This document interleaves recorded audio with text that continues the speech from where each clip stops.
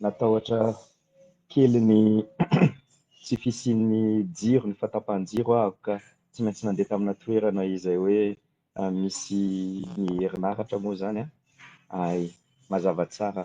Misaotra betsaka anareo izay namaly eto, misaotra anareo ihany koa tonga ny amin'izao fotoana izao, tsy dia haka be loatra moa mazava ho azy ny amin'ny fotoanareo zao hariva izao, fa dia misaotra betsaka anareo izay namaly ny antso tonga ny amin'izao fotoana izao izay tena hoe entina isaorana an'Andriamanitra voalohany indrindra ny amin'ny fisokafan'ny Tranokalan'Ny Seha-Pampianarana Fitorian-Teny ny Madagascar 3M. Izany Seha-Pampianarana Fitorian-Teny izany dia ny fisoratana anarana ho an'ireo izay liana ny andeha hianatra ao amin'izany Seha-Pampianarana izany dia efa nanomboka tamin'ny voalohan'ny volana Martsa. Kanefa dingana lehibe izao amin'ity fisokafan'ny Tranokala ity satria manampy anay ihany koa ny amin'ny ilazana ny mombamomba n'izany Seha-Pampianarana izany amintsika rehetra. Ka dia isaorana an'Andriamanitra moa zany fa mihamandroso makany amin'ny fanombohana ny fampianarana moa ny fandaminana amin'izao, ary raha sitrapon'Andriamanitra dia ny amin'ny fa 7 ny volana Aogositra, ny fa 7 ny volana Aogositra ho avy izao ny fisokafana amin'ny fomba ofisialy ny Seha-Pampianarana Fitorian-Teny ny Madagascar 3M na araky ny hitanareo le hoe Preaching Institute. Koa be dia be angambany no mety hoe fanontaniana anareo hoe fa inona moa izany, ary ihany koa efa maninona moa mbola mila manao Seha-Pampianarana anankiray nefa efa ohatran'ny be dia be ireny karazana sekoly teolojika sy sehatra fampianarana ny tenin'Andriamanitra ireny, fa maninona no mbola nampiana iray ihany. Saotra anareo nametraka ny fanontaniana ny amin'izany misy nefa nandefa fanontaniana sahady, ary aza misalasala raha mbola misy ny fanontaniana izay tianareo apetraka ny momba an'izany. Fa alohan'izay dia ny anisany tiako atao androany hariva dia ny ampiseho anareo an'ilay anaontsika zany ilay tranokala, satria izay ny anisany eto antsika moa izany engany ho tadidiko ahoana ny fanaovana an'izany ny amin'izany hoe izarana an'le écranko zany mba ahafahantsika hoe mijery an'ilay tranokala. Maninona aloha ary aloha araka ny teneniko teo hoe fa maninona no mbola nasiana ity Seha-Pampianarana Fitorian-Teny ity. Voalohany indrindra satria ho an'ny mpanompon'Andriamanitra dia baikoa ny tenin'Andriamanitra izany hoe Fitorian-Teny matoky izany.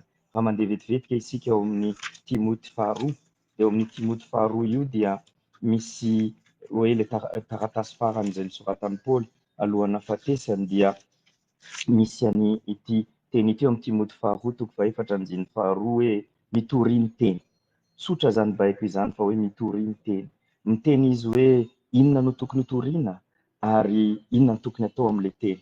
Mila toriana ny teny, mila toriana amin'ny fomba matoky ny teny, ary amin'izany dia atombony amin'ny amodiny voalohany izany amin'ny hoe antony manetriketrika ny amin'izany dia ny amin'ilay hoe eo anatrihan'Andriamanitra sy Kristy Jesosy no anaovana an'izany hoe asa fanompoana ny fitorian-teny izany, ary misy resaka fiainana sy fahafatesana mihitsy ao anatin'ilay izy, satria izy miteny hoe izy ilay Jesosy Kristy izay tsara ny velona sy ny maty no manatrika an'izany fitorian-teny izany. Ka zava-dehibe izany fitorian-teny matoky izany. Raha miverina kely isika amin'ny toko faharoa ka ny 5:20 dia miteny izy, miteny amin'ny Timoty izy ny amin'ny asa fanompoana hoe mazotoa manolotra ny tenanao amin'Andriamanitra, olona voazaha toetra, dia mpiasa tsy mahazo henatra, mizara tsara ny teny famarinana.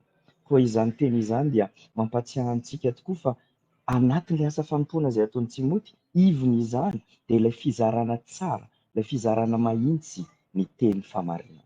Ny Seha-Pampianarana Fitorian-Teny dia izay ny tanjona, izay ny antom-pisiana, ny ahatonga ny olona izay mampianatra ny ten'Andriamanitra mijoro etsy ampilipitra etsy, tsy andeha hitory ny heviny, tsy andeha hitory an'izay eritreriny, tsy dia hitory aza an'izay mety hoe heveriny ho dikany ny tenin'Andriamanitra, fa andeha hitory an'izay tiany Andriamanitra nambara tamin'ny alalan'ilay mpanoratra izay nanoratra an'izany teny izany tamin'izany andro izany, tamin'ny andro izay nanoratana anazy, ary ihany koa hamoaka ny fampiarana an'izany ny amin'ny izao ankehitriny izao. koa araka ny teneny teo maro ireo seha-pampianarana izay misy ankehitriny kanefany na dia maro aza ireo seha-pampianarana ireo tsy de misy aloha hatreto araky ny ahafantarako azy ireo izay tena hoe mifantoka amin'izay fitorian-teny izay. Betsaka ireo izay hoe mampianatra momba ny teolojia ary tena ilaina tokoa izany, tena mila an'izany ny olona rehetra kanefany tsy izay fotsiny no hoe ilain'ny mpitandrina ny mpanompon'Andriamanitra hoay, fa mila hainy ihany koa ny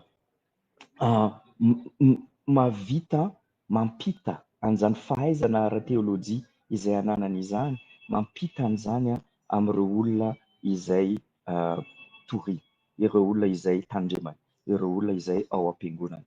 Koa izay mahatonga an'ilay izy hoe tena zava-dehibe loatra ity hoe fitorian-teny ity, koa izay nahatonga anay nanokatra sehatra izay ahafahana hoe tena hoe mifantoka amin'izany. Koa amin'izany zany io seha-pampianarana io dia misokatra amin'ny olona rehetra, misokatra amin'ireo izay hoe tiako tenenina amin'izany dia ny hoe ny antoko-piangonana rehetra, ireo fiangonana rehetra izay mitory ny filazantsara marina an' Jesosy Kristy, izay mijoro eo ambonin'ny fiorenan'izany finoana an' Jesosy Kristy izany sy lalam-pamonjena amin'ny alalany irery ihany no ny fahasoavany irery ihany ary amin'ny finoana irery ihany, voninahitr'Andriamanitra irery ihany, ireo izay manaiky ny famarinany ireny famarinana fototra ireny dia afaka tonga mianatra eto ao amin'ny seha-pampianarana fitorian-teny ny Madagascar 3M. Ankoatran'izay dia raha efa navita fampianarana ianao any amin'ny seha-pampianarana hafa dia tena afaka tokoa ny andeha hanatrika ihany manohy na hoe manampy amin'ilay fampianarana izay efa azonao ao amin'ny seha-pampianarana fitorian-teny Madagascar 3M. Ianao dia tena afaka tokoa ny hanatrika an'izany raha efa navita seminera tany amin'ny hafa fa te hanamafy an'izay fahaizanao mitory-teny izay dia tongava ianao fa afaka ampianarana amin'izany. Raha ihany koa ianao hoe tena hoe mbola ohatrany hoe mpandinika manokana ny tenin'Andriamanitra ka te hianatra ho tonga amin'izany hoe fahafahana mitory-teny izany dia afaka miditra ihany koa any amin'ity seha-pampianarana ity raha ny amin'izay fotoana. Fa alohan'ny hanaovako an'izay efa misy ny fanontaniana miditra eto, misy fanontaniana izay hoe raha avy la réunion no manaraka ilay fampiofanana hono dia ahoana? Ny taona voalohany amin'ilay fampiofanana moa izany dia 2 taona na 2 taona arakaraky ny fianarana izay efa nataonao teo aloha. Ilay taona voalohany dia azona an'ilay hoe Bible Study Certificate izay hoe mari-pakasitrahana ny amin'ny mari-pahaizana moa azafady, mari-pahaizana amin'ny fianarana ny Baiboly izay azonao afaka ny herintaona moa izany. Iny afaka atao ivelan'ilay toeram-pianarana, afaka atao any amin'izay toerana misy anao, eo anivon'ny fiangonana izay misy anao, tena tsisy olana mihitsy. Izay ilay taom-pampianarana voalohany izay, io ilay manomboka amin'ny 18 volana aogositra io ka hatramin'ny volana jona amin'ny taona ho avy moa izany. Fa ilay taona faharoa, ilay taona faharoa izay tena hoe entinay hoe tena hanofanana anao ho mpitory ny tenin'Andriamanitra dia iny taona faharoa iny dia tsy maintsy ety an-toerana. Tena miala tsiny indrindra ny amin'izany fa sarotra be aminay ny andeha hampianatra anao ny zavatra tokony ho ianarana, tokony hampitaina ary ny fomba fampitana izany raha tsy eto an-toerana. Dikan'izany hoe raha misy zany ao aminao olona anankiray izay hoe vonona nianatra dia afaka tazominao izy mandritra ny herintaona aloha dia afaka manao an'izany avy any lavitra any izany izy no manao an'ilay fianarana, fa avy eo amin'ilay taom-pampianarana faharoa dia mandritra ny 10 volana moa izany dia tsy maintsy makany amin'ilay toeram-piofanana izay etsy Ambatoroka eto Antananarivo no misy azy ny amin'izay. Miala tsiny fa raha iny lafiny anankiray iny dia tena sarotra be ny hanao anazy hoe avy any lavitra, hoe ampitaina avy any lavitra moa izany zavatra izany satria tena miara-dihy amin'ilay mpianatra izahay ary tena mijery ny fomba hitorian-teny, atao mitory karazana tenin'Andriamanitra samihafa dia ahintsy eo eo ampianarana eo zany ny fomba izay itorian'ny teny na ny amin'ilay votoatin'ny zavatra lazainy na amin'ilay fomba izay anampitainy any izany. Dia misaotra betsaka any amin'ny fanontaniana. Misy nanontany ihany koa hoe mahazo manatrika an'ilay seha-pampianarana ve ny mpitovo raha tsy manambady, dia mazava ho azy fa eny azo ataony ihany koa izay zavatra izay satria iny moa tsy ho sakana ny amin'ny fitorian'ny tenin'Andriamanitra ka azona ekena tokoa na ny mpitovo na ny manambady, kanefa ny mandritra n'ilay taona izay hoe eo an-toerana dia raha avy any lavitra nareo ka tonga eto Antananarivo dia tsy misy toerana andraisana fianakaviana ao amin'ilay toeram-piofanana fa misy toerana andraisana mpianatra 420. Mpianatra 420 no afaka raisinay eo an-toerana zany ka afaka mianatra mandritra n'iny taom-pampianarana iny, ary fa raha mipetraka eto Antananarivo nareo ka hoe tsy te hipetraka ao anatin'ilay ao amin'ilay toeram-piofanana fa mandeha mody dia azo atao izay tsy misy sakana mihitsiny tsy ho gadraina akory ianareo. Miala tsiny indrindra ny amin'ilay fatapahan'ilay izy teo somary nanaherana kely tokony efa misy roy vaovao.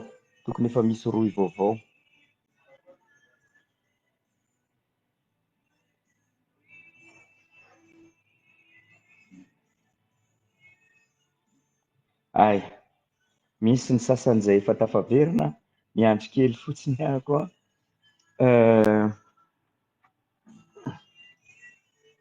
satria mbola be dia be tsika ny mbola very any amin'ny tsy mahita. Tena miala tsiny indrindra re tompoko, tsy mora marina ny manao zavatra fa indraindraina dia minambary aza misy milatsaka, fa dia misaotra anareo izay efa ato indray ankehitriny. Mbola miala tsiny indray ny amin'ilay olana teo koa dia tonga dia efa hitanareo zao ankehitriny zany efa afaka nizaraiko soma tsara ilay pejy izay misy ny momba n'ilay seha-pampianarana Fitorian-Teny ny 3M.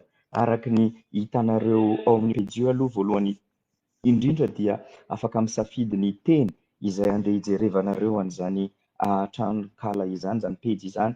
Ianareo raha mandeha eto amin'ilay eto amban'ilay ohatran'ny misy sainam-pirenena io dia afaka misafidinareo na atao amin'ny teny anglisy, na atao amin'ny teny frantsay, na atao amin'ny teny malagasy. Ankehitriny moa izy zany dia amin'ny teny malagasy ilay izy ka dia isoaran'Andriamanitra ny amin'any fa niasa tokoa ny ekipa mba handikana amin'izany pejy izany amin'ireo teny anankitelo ireo satria izay ilay sehatra fianarana teolojia dia miasa daholo ireo teny rehetra ireo ary satria moa isika eto Madagasikara dia zava-dehibe no hoe anaovana ilay izy amin'ny tenin-drazantsika mbo mazava ho azy koa eny ary hitanareo amin'izany fa rehefa tafiditra nareo rehefa tonga eo amin'ilay pejy izany dia ary amin'ny tampony nareo manana safidy ny idirana anaky enina moa izany. Misy an'ilay pejy fandraisana, misy pejy ahafantaranareo mombamomba anay eto ny Madagascar 3M moa mazava ho azy 3M ary ny ankoatran'izay ihany koa momba n'ilay seha-pampianarana Fitorian-Teny manokana.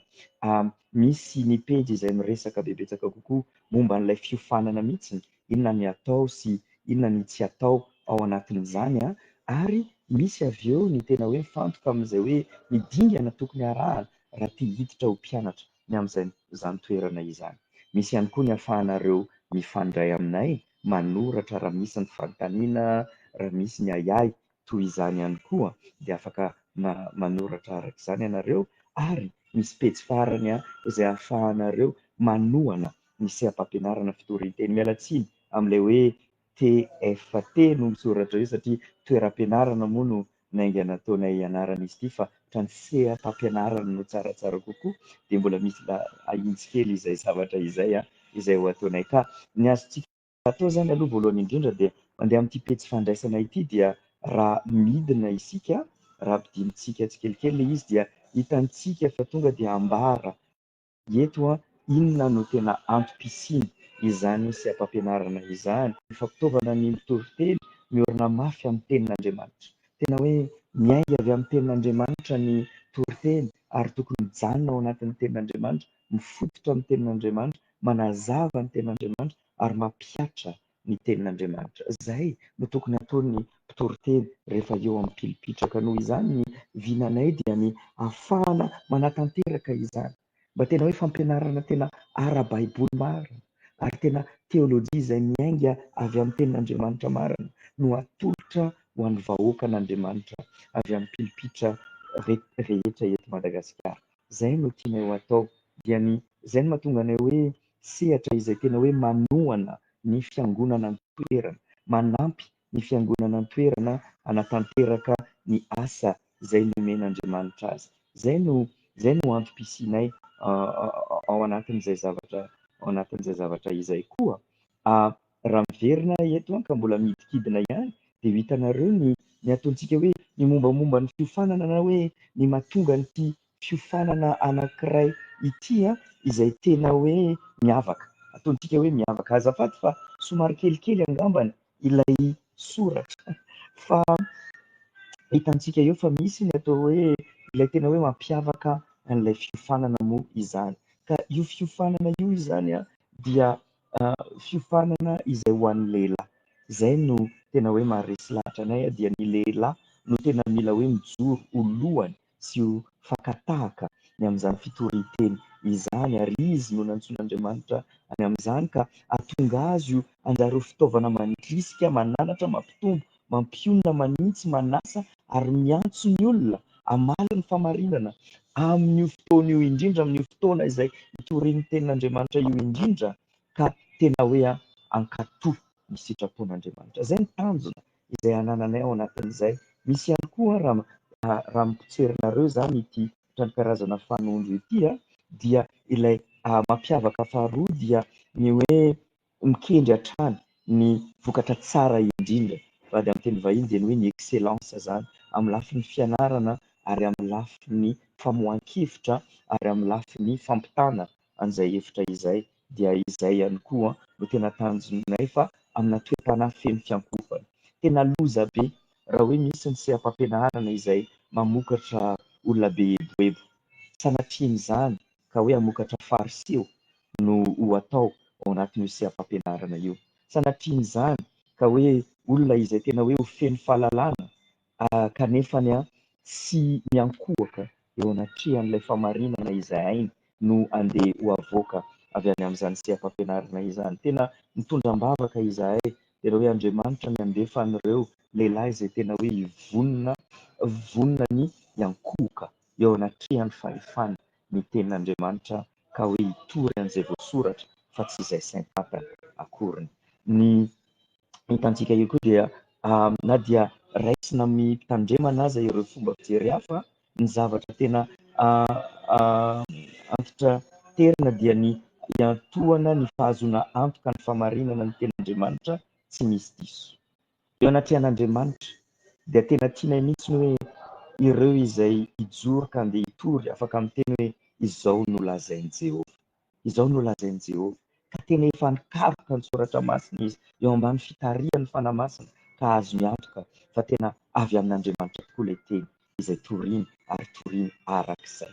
Dikan'izany zany tsy ilay fahaizana fotsiny no tena andevoizina fa tena ilay toe-po, ilay fahaizana miaina an'ilay tenin'Andriamanitra dia andeha ho kolokoloina ihany koa. Misy moa ny andeha atao hoe fotoana fanaovana mpianatra manokana mandritra n'izany taom-pianarana, indrindra ilay taom-pianarana faharoa izay ahafahan'ny mpianatra tsirairay avy miara-mipetraka amin'ny mpampianatra ka hiresadresaka momba an'izany asa fanompoana izany, hiresadresaka momba ny zavatra sedraina ao anatin'izany, zavatra sarotra izay mandalo eo amin'ny fiainan'ny tsirairay avy, andeha hiresahana momba ny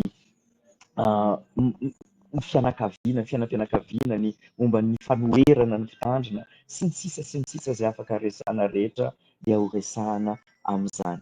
Koa izany no hoe ho atao satria ny zavatra rehetra dia tianay ho atao ho fideranan'Andriamanitra. Fideranan'Andriamanitra, fifampitomboana ary mba hampihely ny filazantsara ny Jesosy Kristy sy ny fanaovana mpianatra eto amin'ny tany sy ny firenentsika ity. Koa izay zany no tena hoe nitsindrinay eto raha hitanareo io ny amin'izany hoe mampiavaka an'ity seha-pampianarana ity ny amin'ny seha-pampianarana hafa. Tsy miteny izay akory fa hoe tsy manao an'izany mihitsy ny seha-pampianarana hafa, fa ny zavatra tiana tenena dia hoe misy fijerevana manokana, misy fijerevana manokana an'ilay fahaizana manao ny amin'izany fitorian-teny izany ao anatin'ny zavatra atao. Zavatra tapatapaka kely ilay feo fa averiko ilay izy. Koa noho izany, ny fotom-pisainana ozy izay voizin'ilay fianarana dia hitantsika amin'ireto sary anankifito ireto dia ny fifantohana amin'ny baiboly araka ny tenenina teo, ny fikelezana aina, ny fanaovana tsinontsinona ny tena mba tena hoe hamolavolana andrafetana fiainam-panahy ho an'ny mpianatra izany tena izay no ampisianay mpampianatra ny tena hoe hamolavolana izay fiainam-panahy izay ao amin'ilay mpianatra ka tonga anazy hoe tsy manana fiainana miafina, tsy manana fiainana ambadika fa tahaka ny ahitana anazy eo amin'ny pilipitra ihany no iainany any an-trano sy any ambadika any. Tianay tokoa izy mba hoe ho tena hametraka ny tena ho mpanompo ny tompo araka ny fantatrareo moa ilay M anankitelo dia hoe mpitory-teny mpitandrina mpanompo. Zava-dehibe ilay hoe tsy mametraka ny tenany ho tompo ka ho tompoina ilay mpanompon'Andriamanitra fa tena hoe ho mpanompo. Ary ny soratra masina arak'izay dia efa ivony araka ny efa tenenintsika teo fa ny antony anaovana an'izay dia ny ampitaovana ny fiangonana. Ny fiangonana moa izany no tenan'ny Kristy ary ny fiangonana no tianay ampiana amin'ny alalan'ity seha-pampianarana ity. Raha mbola midina isika dia mahita fa eto misy an'ilay ataontsika hoe fizarana roa ao anatin'ilay programa ny Madagascar 3M ny amin'izany amin'ity seha-pampianarana fitorian-teny Madagascar 3M ity. Ny taona voalohany dia ahazoana an'ilay fanamarinan-piofanana amin'ny fianarana ny baiboly araka ny teneniko teo dia afaka atao anjotra, afaka atao any amin'izay toerana misy anareo any maharitra herintaona. Ho an'ireo mpianatra moa izany izay eto an-toerana dia andeha omena fitaovana, andeha omena tablety tsirairay avy ny mpianatra tsirairay avy dia andeha omena tablety dia ireo mpianatra ireo dia afaka mianatra avy amin'izany tablety izany atao ao amin'izany tablety izany ny lesona rehetra na an-tsary izany na am-peo izany na ara-tsoratra izany ary ihany koa ny enti-mody izay tsy maintsy ataon'izy ireo. Ka isaky ny telo volana misy fijerevana manokana ny fandroso ny asa ary raha mandroso ny fianarana dia mahazo an'ilay zavatra tokony anarana mandritra ilay telo volana manaraka ilay mpianatra. Izay ny fandehan'ilay izy. Dia rehefa tapitra io tao fampianarana voalohany io dia misy fitsapam-pahaizana. Misy fitsapam-pahaizana lehibe izay ahafahanao miditra ao amin'ilay taona faharoa. Ireo olona izay tsy mandalo ny